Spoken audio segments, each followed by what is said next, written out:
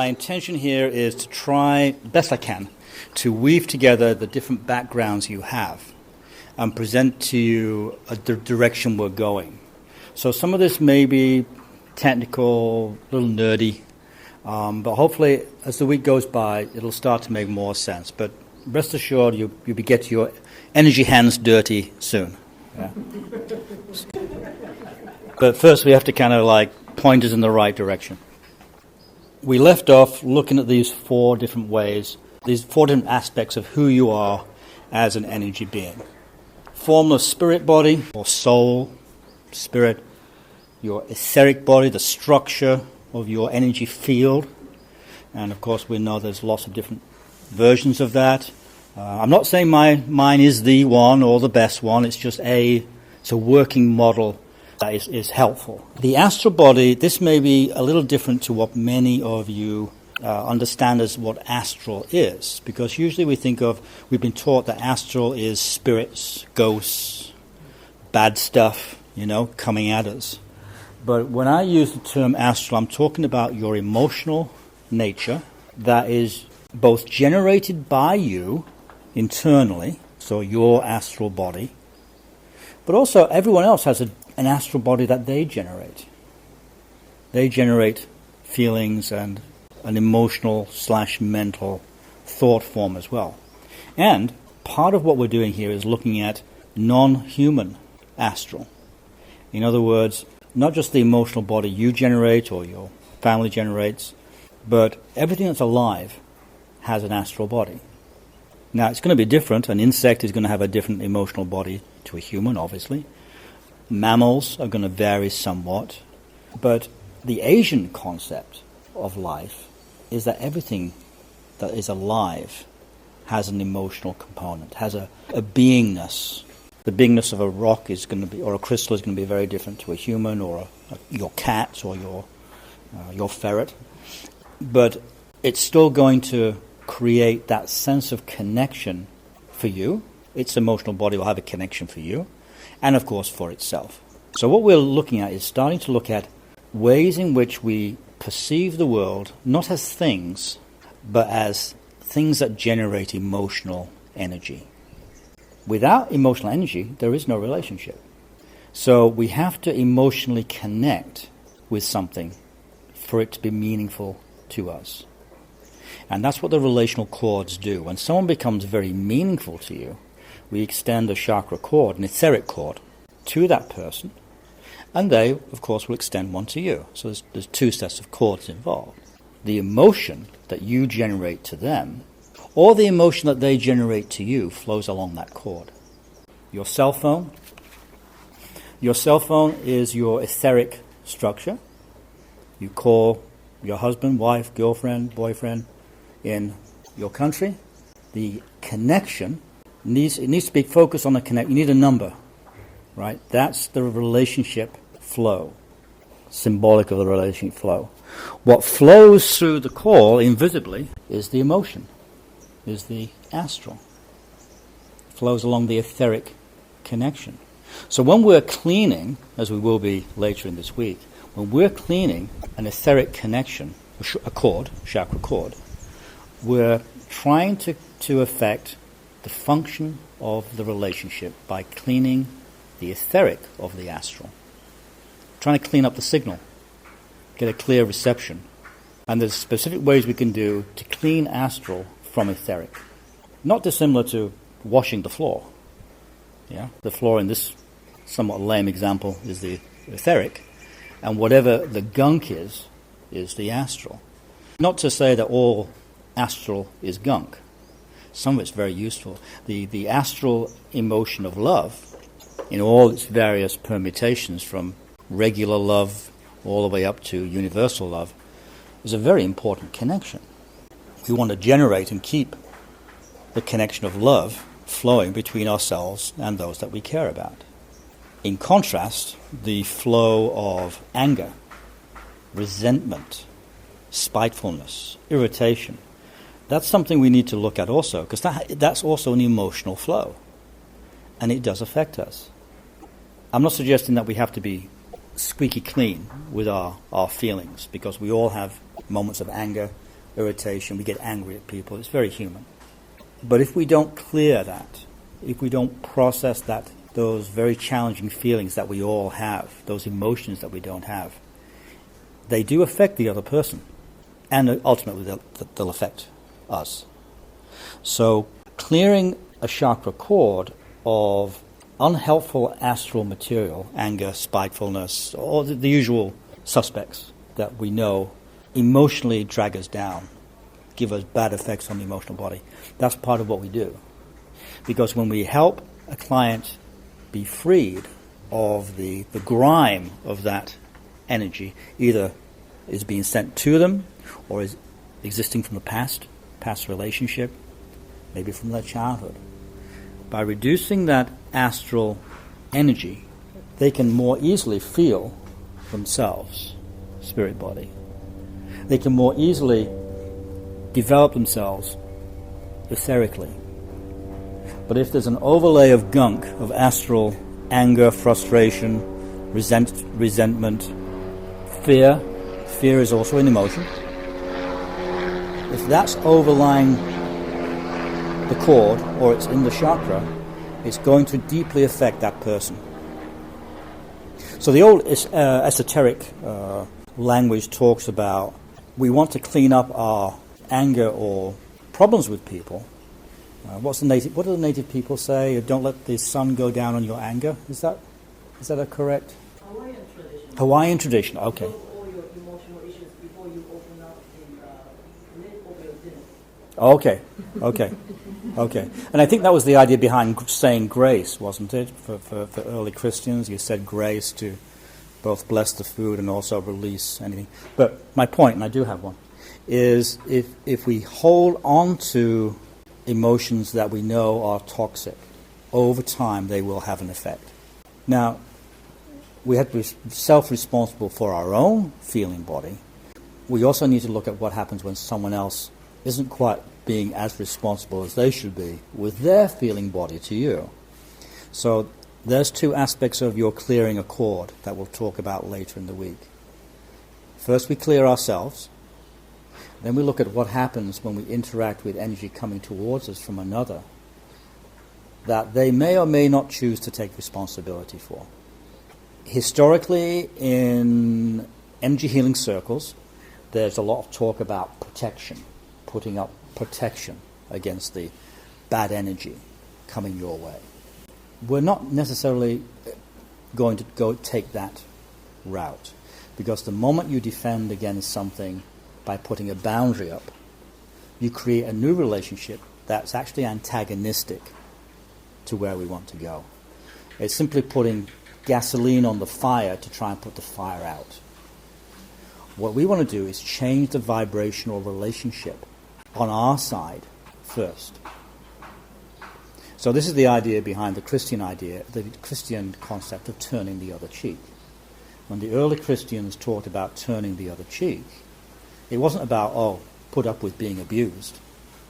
It was about learning how to transform negative emotional energies in a way that didn't feed it by fighting it. Instead, you see it, you acknowledge it, and you transform it into its higher nature. We don't judge or put a value judgment on evil or bad. We prefer it's not there. We want to get out of its way. Sometimes we may even try to bribe it to go off and, not bother us. But at the moment we are in direct opposition to something that is evil, bad, or wrong, we are generating emotion that keeps it locked in place. We'll keep coming back to this again and again, because it's fundamental to the energy work we'll all be doing this week. This is not to say that you should allow yourself to be abused, that you shouldn't have healthy boundaries, you should, or that you have a preference that people be nice, be good. The trouble is, it's a big world full of sentient beings making their own choice. And the moment we try to control or give our moral judgment on that person, they should be different, we're part of the problem. We're no longer part of the solution, which is the solution here is to transform and elevate. And as Sylvia said, this is built into Balinese culture. It's built into all native cultures that unfortunately Westerners and especially Europeans have been in the process of trying to eradicate for 300 years. But it's built into the basic native wisdom. We're all connected, but there is a way to work with it where we can be the best we can possibly be, but not be in denial, not be naive children about something else that wants to eat you or take advantage of you or drain your energy. Later in the week we'll talk about vampiric energies that drains us through relational cords. Everyone in this room probably has had an experience of meeting someone where you lose energy around them. They could call you on the telephone and you can feel yourself getting sleepy, yeah? And then you get to dread them calling you. It happens on Facebook, you know? And why should it happen on Facebook? Because energy connection. I'm going to talk a little bit more about how it all works, this etheric / emotional connection. Because again, this is the fundamental material for understanding cord work.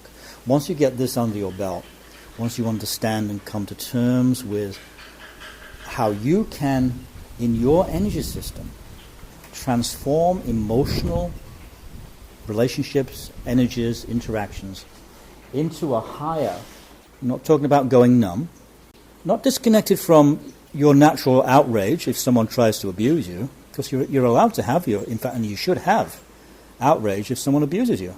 You need that to tell you that there's something wrong. But if you indulge it, if you play the game, it's throwing gasoline on the fire to put it out. So we're talking about a different response to being provoked or used. And of course the etheric, we'll talk a lot about the etheric structure. The good news is that built into our energy bodies are these chakra systems and their connecting nadis, the connecting flows of energy between them, that are designed for you to operate at a very high level of sophistication. We're on about our third, maybe our fourth go-round on this planet. Our species has been almost wiped out 3 to 4 times. The history we were told that this is the first civilization, not true. So that means that your energy body and your physical body has evolved over multiple thousands and thousands and thousands of years. It has built into it a very high degree of sophistication of operating.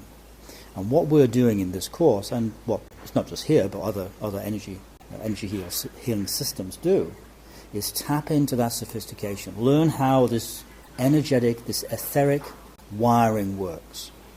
And what I'll present to you, and it's actually the reason I sent you the early release of my ebook, is that the chakra system contains the developmental stages we all have to go through to make consciousness work.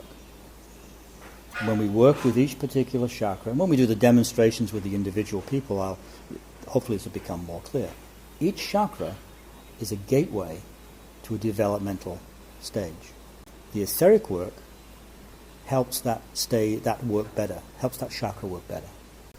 The astral work, which is what my wonderful Japanese students came to learn, the astral work is the clearing of the emotional energy from that structure.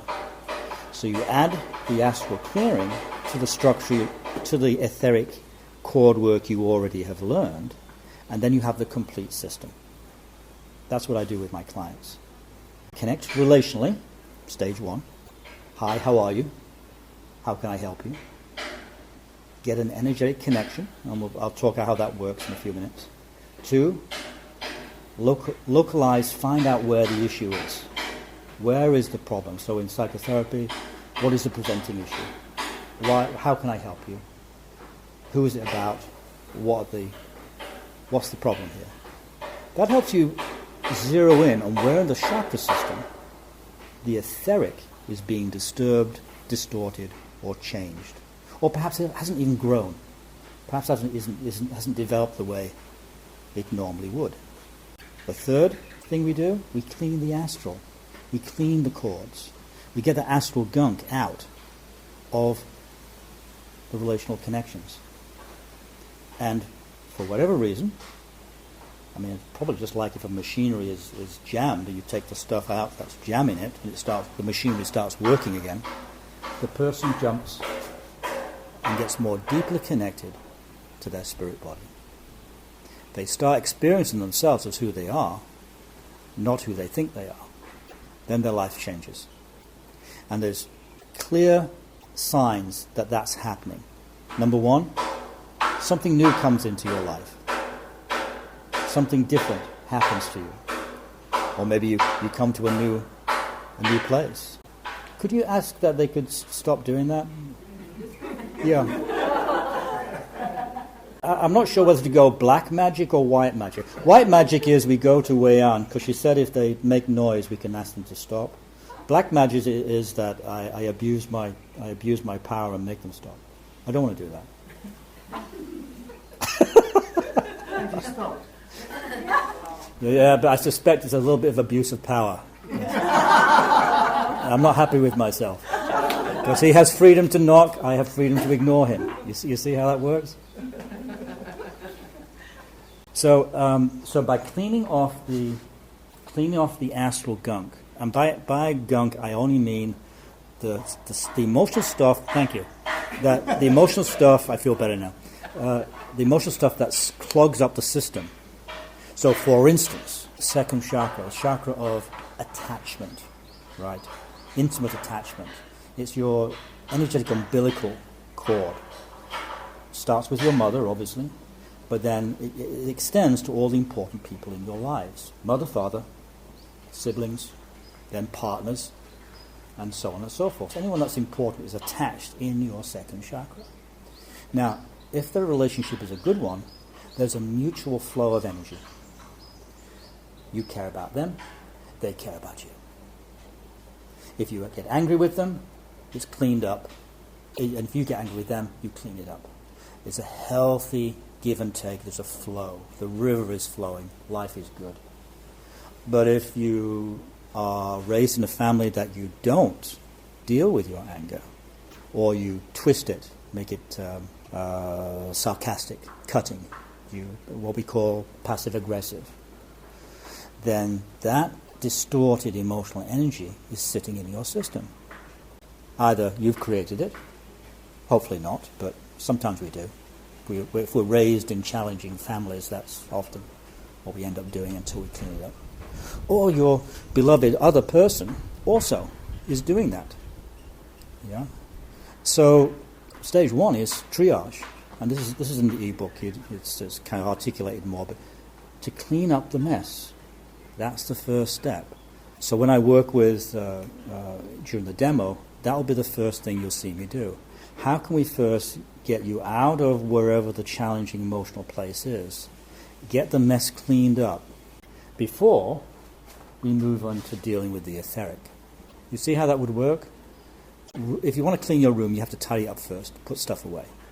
Then you can start rearranging your room, making it more efficient. You don't start rearranging before the cleanup. However, we also have to ask ourselves one very important question. What do I clean up?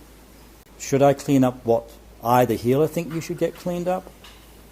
Or do we help client to find out what they want to clean up?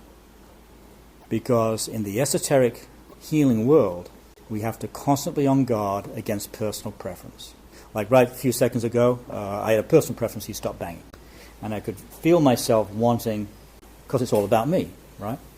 And at that point, I moved away from being part of my environment, which includes the knocking, and I started getting a little irritated. So I made my joke, because that's what we do in my family. My brother and I do it all the time. And he stopped, and then I felt guilty. A better response would be, let the flow happen through you, and let everything return to its natural order, which hopefully now it has. We find our place in the family of things. We try not to make it all about us and have our own personal needs overpower the needs of the community. Again, very Balinese, very native. How can I get my needs met and be true to myself without taking something from Nathan or Evan or Sylvie? How can we all be in it together?